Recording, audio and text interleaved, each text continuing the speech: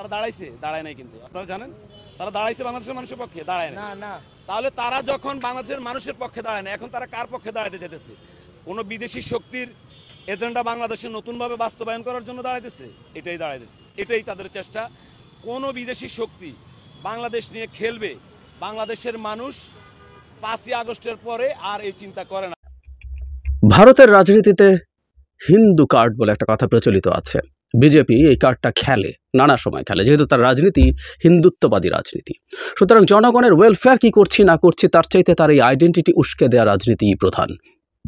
সম্প্রতি ভারতের অভ্যন্তরীণ রাজনীতির দু একটা বিষয় দেখে এবং তার সাথে বাংলাদেশে হিন্দু সম্প্রদায়ের মানুষ যা করছেন তা দিয়ে আমরা মেলাতে পারবো ভারত তার অভ্যন্তরীণ রাজনীতির হিন্দু কার্ড বাংলাদেশে খুব জোরে সোরে খেলতে চলছে এবং তাদের একটা ম্যাসিভ পরিকল্পনা আছে বলে মনে করি। এবং আমি ভুল হলে আমি খুব খুশি হব, বাংলাদেশের হিন্দু সম্প্রদায়ের মানুষ বিজেপি দ্বারা ব্যবহৃত হচ্ছেন এই সন্দেহ যৌক্তিকভাবে আসতে পারে, আমি নিশ্চিতভাবে বলছি না। আমি আসবো কেন আমি এটা মনে করছি, আগে ভারতের দুটো ঘটনা একটু দেখতে চাই। ভারতে সম্প্রতি কয়েকটা বিধানসভা নির্বাচন হয়েছে, আমি আপনাদের দৃষ্টি আকর্ষণ করতে চাই ঝাড়খণ্ডের বিধানসভা নির্বাচনে। এখানে বিজেপি ক্ষমতায় ছিল না, কিন্তু তারা সিগনিফিক্যান্ট নাম্বারস অফ সিটস তাদের ছিল। বিজেপি এবার বাংলাদেশি অনুপ্রবেশকারীকে মূল ইস্যু করে তুলেছিল। অমিত শর্মা রিপিটেডলি গেছেন, এমনকি আসাম থেকে হেমন্ত বিশ্ব শর্মাকে নিয়ে যাওয়া হয়েছে, নিয়ে তাদের মেইন ক্যাম্পেইন ছিল বাংলাদেশি অনুপ্রবেশকারীরা গিয়ে ঝাড়খণ্ডের আদিবাসীদের সব ভূমি দখল করছে। অনেক মিডিয়া ওখানে সরেজমিনে রিপোর্ট করে দেখিয়েছে এগুলো ডাহা মিথ্যা কথা। বিজেপির রাজনীতি মিথ্যার উপরই প্রতিষ্ঠিত। তো যাই হোক, এটা কাজ করেনি। বিজেপি এবারও ওখানে জিততে পারেনি, বরং তাদের সিটের সংখ্যা কমে গেছে। সো বাংলাদেশি ইস্যু দিয়েও তার কাজ হয়নি, এটা আমরা মনে রাখবো। দ্বিতীয় হচ্ছে পশ্চিমবঙ্গের বিধানসভা নির্বাচনের উপনির্বাচন হয়েছে 6টা সিটে। এর মধ্যে বিজেপির দখলে থাকা একটা সিটও তৃণমূল কংগ্রেস জিতে নিয়েছে। এটা খুব গুরুত্বপূর্ণ, কারণ হলো 26 সালে, বছর দেড়েক পর 26 সালে পশ্চিমবঙ্গের বিধানসভা নির্বাচন হবে। এই একটা বিধানসভা নির্বাচনই আসলে বিজেপির খুবই পাখির চোখ করেছে দীর্ঘদিন থেকে। গত নির্বাচনের কথা আমাদের নিশ্চয়ই মনে আছে। সেই নির্বাচনে রীতিমতো করোনার প্রোটোকল ভেঙে মোদি 19-20 বার গেছেন জনসভা করতে। তারপরে তাদের 2 পোস্টার বয় অমিত শাহ এবং যোগী আদিত্যনাথ, উত্তরপ্রদেশের মুখ্যমন্ত্রী, জাস্ট পড়েছিলেন সেখানে, কিন্তু না, শেষ পর্যন্ত তিনি পরাজিত হয়েছিলেন খুব বাজেভাবে। তৃণমূল কংগ্রেস আগের চাইতেও ভালো করেছিল। সো এই নির্বাচনটাকে সামনে রেখে এবং এই জোনের অন্যান্য যে বাংলাদেশের সাথে বর্ডারিং যেসব রাজ্য আছে তার নির্বাচনের সাথে বাংলাদেশের হিন্দু সম্প্রদায়কে যুক্ত করার প্রবণতা আছে এবং এটা বাড়বে। আমরা দেখেছি এর মধ্যে হিন্দু সম্প্রদায়ের মানুষ বিভিন্ন সময়ে জনসভা করেছেন। এবার তারা রংপুরে করেছেন। এখানে এমন কিছু কথাবার্তা বলেছেন, আমার কাছে এগুলো বিভ্রান্তিকর এবং এক্সট্রিম কথাবার্তা বলা হচ্ছে বলে মনে হয়। তাতে আমাদের যে কারো এটা মনে হওয়ার কিছুটা কারণ আছে যে এর মধ্যে কোনো প্ল্যান বা প্লট আছে। তার আগে একটা কথা একটু বলতে চাই, সেটা হলো এটা খুব অন্যায় হয়েছে। সেটা রংপুরে যে সমাবেশ হচ্ছিল সেটা করার ক্ষেত্রে বাধার অভিযোগ এসছে পুলিশ এবং সরকারের বিভিন্ন সংস্থার পক্ষ থেকে। আমি একটু পড়ি। ওখানে যিনি জননেতা জনাব চিন্ময় বলছেন, রংপুরের পুলিশ সুপারের নির্দেশ আমাদের হোটেলে থাকতে দেওয়া হয়নি, জেলা প্রশাসক আমাদের সাথে দেখা পর্যন্ত করেননি। সমাবেশে আসার পথে দিনাজপুর ও জলঢাকা থেকে ছেড়ে আসা বাস ফেরত পাঠানো হয়েছে। বাধা দেওয়া হয়েছে। কুড়িগ্রামে রংপুরের কাউনিয়ায় হামলায় বেশ কয়েকজন আহত হয়েছে। আমরা এসব ঘটনার সুষ্ঠু তদন্ত ও বিচার দাবি করছি। তারপরে এখানে তারা বলছেন যে মাঠ পর্যায়ে তারা খোঁজ নিয়ে, সমকাল পত্রিকার রিপোর্টে খোঁজ নিয়ে দেখেছেন সত্যি এ ধরনের বাধা দেওয়ার ঘটনা ঘটেছে। আমি একটা কথা খুব ক্লিয়ারলি বলতে চাই, সেটা হলো সরকারের এই ব্যাপারগুলো সতর্ক থাকা দরকার। আমি শুধু আন্তর্জাতিক কথা বলছি না, বহুবারই বলেছি যে এই দেশের হিন্দু সম্প্রদায়ের মানুষরা এই রাষ্ট্রের নাগরিক। তাদের প্রতিটা নাগরিক, যে কোনো নাগরিক অধিকার রক্ষা করা এই রাষ্ট্রের দায়িত্ব। সো তারা একটা সমাবেশ করবেন, সেই সমাবেশে যা বলবেন সেটা নিয়ে আমাদের দ্বিমত থাকতে পারে, আমরা সেগুলো নিয়ে আলোচনা করব। কিন্তু তার সমাবেশ করতে বাধা দেয়া খুব বড় গর্হিত অন্যায় হয়েছে এবং এর চেয়ে বড় অন্যায় হচ্ছে এই বাধা যারা দিচ্ছেন তাদের বিরুদ্ধে সরকার কোনো ব্যবস্থা নিচ্ছেন কিনা। আমাদের মনে আছে নিশ্চয়ই চট্টগ্রামে ইসকনকে কেন্দ্র করে একবার যে ঘটনা ঘটলো, একজন মুসলিমের ইসকনের বিরুদ্ধে একটা স্ট্যাটাস, তারপর তার উপরে হামলা, তার প্রতিক্রিয়ায় পুলিশ এবং যৌথ বাহিনী হিন্দু সম্প্রদায়ের উপরে মাত্রাতিরিক্ত এবং ডিসপ্রপোর্শনেট বল প্রয়োগ করেছে বলে হিন্দু সম্প্রদায়ের মানুষজন অভিযোগ করেছিলেন। আমি জানি না সেগুলোর ক্ষেত্রে সরকার কি করেছে।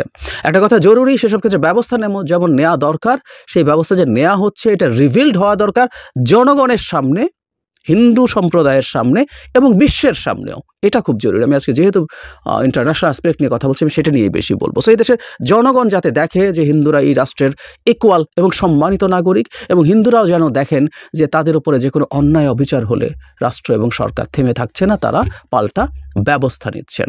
একইভাবে এটাও হওয়া দরকার ছিল। কিন্তু এই সমাবেশেই জনাব চিন্ময় এমন সব মন্তব্য করেছেন যেগুলো আমার কাছে অত্যন্ত এক্সট্রিম মনে হয়। এ কারণে আমি বলছি এটা একটা প্লট হওয়ার সম্ভাবনা আছে। তিনি বলছেন, ওনাদের সমাবেশটা ছিল হিন্দু নির্যাতন, নিপীড়ন, মঠ মন্দিরে হামলার প্রতিবাদ সহ 8 দাবি আদায়ে রংপুরে বিভাগীয় সমাবেশ হয়েছে। শুক্রবার বিকেলে রংপুরের মাহিগঞ্জ ডিগ্রি কলেজ মাঠে সমাবেশে সনাতনী জাগরণ মঞ্চের মুখপাত্র চিন্ময় কৃষ্ণ দাস ব্রহ্মচারী বলেছেন, দেশ থেকে হিন্দুদের উৎখাতের চেষ্টা হলে তার পরিণতি ভালো হবে না। দেখুন, উৎখাতের চেষ্টা হলে তার মানে উনি আশঙ্কা করছেন হিন্দুদের উৎখাতের চেষ্টা হচ্ছে বলে তিনি মনে করেন। তিনি বলেন, 5 আগস্টের পর অনেক কিছুর পরিবর্তন হয়েছে। পরীক্ষা ছাড়াই পাশ মিলেছে, আন্দোলনের মাধ্যমে অনেক বিষয়ে স্বীকৃতি মিললেও 3 মাসে সনাতনীদের কোনো বিষয়ের সমাধান হয়নি। এক্সিজারেটেড কথা এবং ডিসইনফরমেশন। এখনও বাড়িঘর লুট ও হিন্দুদের চাকরি হারাতে হচ্ছে। মনে রাখবেন, যত নিপীড়ন আসবে সনাতনীরা তত ঐক্যবদ্ধ হবে। হামলার অভিযোগের যেটা আমি আগেই পড়ে শোনাম, তারপর তিনি বলছেন, আমরা এসব প্রশ্রয় দিলে বাংলাদেশ হবে ইরাক, লিবিয়া ও সিরিয়ার মতো। কোনো সরকার স্থায়ী ক্ষমতায় থাকতে পারবে না। বাংলাদেশ আমার মায়ের মতো, আমরা এখানে জন্মেছি, এখানেই থাকবো, কোথায় যাব না। শেষ অংশ খুবই সঠিক। জনাব চিন্ময়ের সাথে আমি শতভাগ একমত যে কোনো রকম সমস্যা যদি হয়ও, তিনি যা যা অভিযোগ করেছেন এগুলো যদি সঠিক হয়েও থাকে, আমি সঠিক কিনা সেই প্রশ্ন করছি, কিন্তু যদি হয়েও থাকে তারা এই মাটি কামড়ে তাদের থাকতে হবে। এটা তাদের দেশ, আমাদের যেমন দেশ, এটা তাদের দেশ। এটা ছেড়ে তারা কোথাও যাবেন না, আমরাও চাই না, আমরা তাদেরকে যেতে দেব না। আমরা তাদের অধিকারের পক্ষে কথা বলবো। কিন্তু তিনি খুব মারাত্মক কতগুলো ইঙ্গিত করছেন। তিনি বলছেন, এগুলো যদি চলতে থাকে বাংলাদেশ হবে ইরাক, লিবিয়া ও সিরিয়ার মতো। জাস্ট 3টা গৃহযুদ্ধ আক্রান্ত দেশকে উল্লেখ করছেন, মানে তাদের উপরে হামলা হলে ভয়ঙ্কর কথা। তার আগে বলছি যে কোনো কিছু হয়নি তাদের। আমরা জানি যে 5 আগস্টের পর হিন্দু সম্প্রদায়ের মানুষের ওপরে এবং তাদের প্রতিষ্ঠান কিছুর ওপরে 2-1টা মন্দিরে কিছু হামলার ঘটনা ঘটেছে। বহুবার বলা হয়েছে, তারপর আবারও বলি, কারো ওপরেই হামলা হওয়া উচিত, এমনকি মুসলমানের ওপরে আওয়ামী লীগ অভিযোগে হামলা হওয়া উচিত নয়। এবং I was the first person perhaps যেটার বিরুদ্ধে কথা বলেছিল শেখ হাসিনা যাবার পর। কিন্তু যেটা জরুরি কথা সেটা হলো, এটা হয়েছে, এটা ঘটেছে, এটা হওয়া উচিত হয়নি। কিন্তু এই মুহূর্তে কি এটার কোনো সুরাহা হয়নি? এই মুহূর্তে কি এটা একই রকম রয়ে গেছে? একেবারেই না। এই মুহূর্তে এরকম কোনো কিছুই আসলে হচ্ছে না, সেটা নেই প্রায়। আমাদের প্রধান উপদেষ্টা এই দাবি গ্লোবাল মিডিয়া যারা এই প্রশ্ন তুলছিল তাদেরকে বারবার বলেছিলেন যে তারা এসে যেন দেখে যায়। এমনকি এই প্রশ্ন এখনও চলছে। দ্য হিন্দু প্রধান উপদেষ্টার একটা সাক্ষাৎকার নিয়েছিলেন, সেখানে একই রকম প্রশ্ন। এই সাক্ষাৎকারটা নিয়ে হয়তো আলাদা করে কথা বলাই দরকার আছে। একই রকম প্রশ্ন করছেন, সেখানেও তিনি একই রকম জবাব দিয়েছেন যে এই মুহূর্তের সিচুয়েশন অনেক ভালো। কিন্তু জনাব চিন্ময় বলছেন কোনো কিছুর সমাধান হয়নি। না, এটা ভুল। কিন্তু তার চাইতে জরুরি কথা, তাদের ওপরে বাধা, তাদের সমাবেশের বাধা হলে বাংলাদেশ ইরাক, লিবিয়া এবং সিরিয়ার মতো হয়ে যাবে, এই হুমকি দিচ্ছেন। এবং তিনি অভিযোগ করছেন হিন্দুদেরকে উৎখাতের চেষ্টা করা হচ্ছে। এই প্রত্যেকটা জিনিস আসলে ভারতে বিজেপির রাজনীতিকে সাহায্য করবে। বাংলাদেশে হিন্দুরা নিপীড়িত আছে, এই নিপীড়িত হিন্দুর কাস্টাডিয়ান বিজেপি, আরএসএস, মোদি, মোহন ভাগবতেরা, এরা এইভাবেই আলাপটা সামনে আনার চেষ্টা করছেন। ফলে পশ্চিমবঙ্গে যে বিধানসভা নির্বাচন হবে, সেই নির্বাচনের আগে এই পোলারাইজেশন আরও বাড়তে পারে। কেউ কেউ বলতে পারেন ঝাড়খণ্ডে এই বাংলাদেশের অনুপ্রবেশ ইস্যু ভালো কাজ করেনি, এখানে কি হবে? কেউ কেউ বলতে পারেন যে এটা ভালো কাজ করেনি, তাহলে এটা সরিয়ে অন্য কিছু করা যায় কিনা। কিন্তু সমস্যা হচ্ছে আইডেন্টিটি পলিটিক্স যারা করেন তারা হিন্দুত্ববাদী, এখানে হিন্দুত্ববাদী আইডেন্টিটি পলিটিক্স চলছে। তারা কখনো মনে করেন না যে আমার এটা কাজ করেনি বলে আমি এটা থেকে সরে আসবো। তারা আসলে রাদার মনে করেন এটা আরও বাড়াতে হবে। আমার কম হিন্দুত্ববাদী আচরণ করা হয়েছে, এটা আরও বাড়াতে হবে।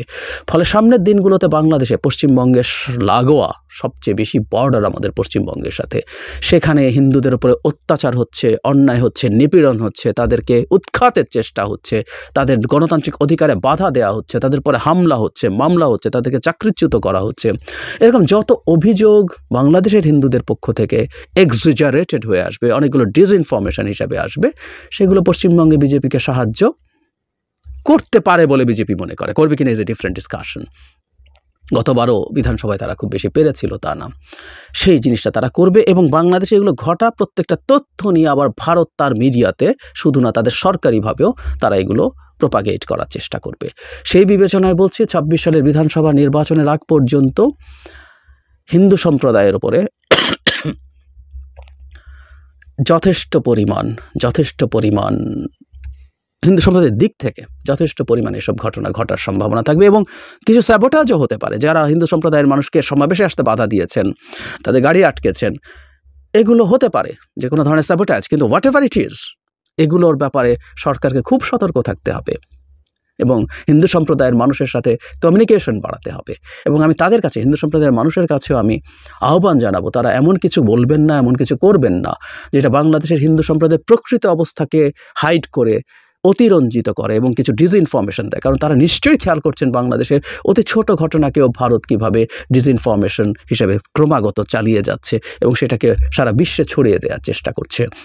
দিনের শেষে জনাব চিন্ময়ের সাথে আমি একমত, তাদেরকে তো এই দেশেই থাকতে হবে। সুতরাং তাদের সাথে অন্য সম্প্রদায়গুলোর, বিশেষ করে মুসলিম সম্প্রদায়ের কোনো দীর্ঘস্থায়ী সংকট তৈরি হোক, দীর্ঘস্থায়ী ভুল বোঝাবুঝি হোক, সেটা কারো জন্যই আসলে ভালো হবে না। They must remember that.